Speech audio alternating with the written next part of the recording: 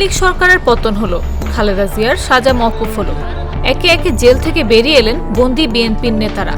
মামলা প্রত্যাহার হলো তারও, কিন্তু এখনো দেশে ফিরলেন না তারেক রহমান।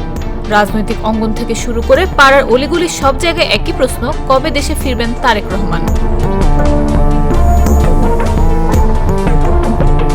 সব প্রক্রিয়া সেরে শিগগিরই দেশে ফিরবেন তারেক রহমান। বিএনপির নেতারা এমন কথা বললেও কবে ফিরবেন সে বিষয়ে স্পষ্ট কোনো বক্তব্য পাওয়া যাচ্ছে না।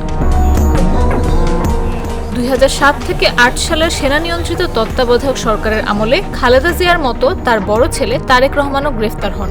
মুক্তি পাওয়ার পর পরিবার নিয়ে তিনি লন্ডনে চলে যান।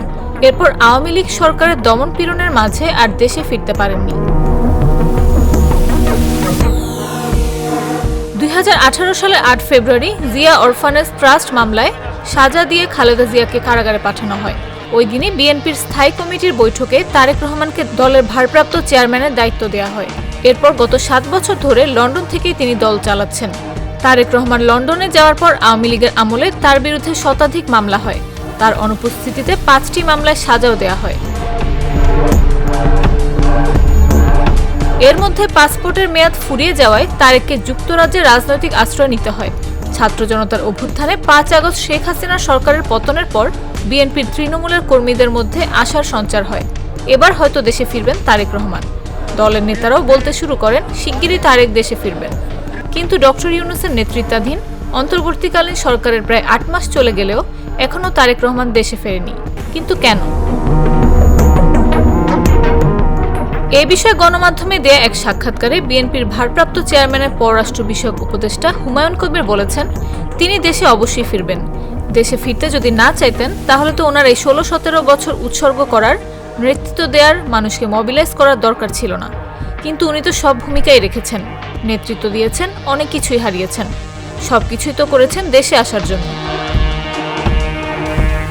কবে আসবেন এমন প্রশ্নের জবাবে তিনি বলেন, এটা অন্তর্বর্তীকালীন সরকারের ওপরও কিছুটা নির্ভর করবে। নির্বাচনের একটা পরিষ্কার রোডম্যাপ দিতে হবে। ওনার মতো এত বড় একজন নেতার নিরাপত্তার ব্যাপারও আছে। যখন অন্তর্বর্তীকালীন সরকার একটা স্থিতিশীলতার গ্যারান্টি দিতে পারবে, ওনার নিরাপত্তার গ্যারান্টি দিতে পারবে, তখন তিনি আসবেন, অবশ্যই আসবেন। দেশে আসার ক্ষেত্রে নিরাপত্তাহীনতায় ভুগছেন কিনা এমন প্রশ্নের জবাবে হুমায়ুন কবির বলেন, ব্যক্তিগতভাবে নিরাপত্তাহীনতায় ভুগছেন তা না, তবে ওনার মতো একজন সিনিয়র রাজনৈতিক নেতা যাকে দেশের ভেতরে এবং বাইরে সম্ভাব্য প্রধানমন্ত্রী হিসেবে দেখা হচ্ছে, স্বাভাবিকভাবেই তার কিছু আন্তর্জাতিক সিকিউরিটির ব্যাপার স্যাপার আছে। কোনো হুমকি কি আছে জানতে চাইলে তিনি বলেন, হুমকি তো আছেই, স্বাভাবিক, এমনকি দেশের ভেতরেও আছে। মাইনর কিছু তো থাকেই, সব দেশে আছে এটা। উনি এখন একটা এলিমেন্টকে, দুঃশাসনকে মার্জিনালাইজ করছেন, এটাতে নেতৃত্ব দিয়েছেন।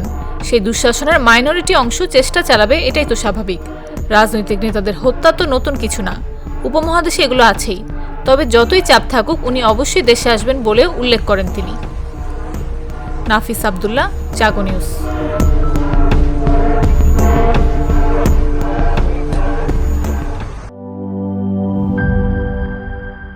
Enjoy the life, চলো উড়াই খুশি তুলে নিয়ে হাতে।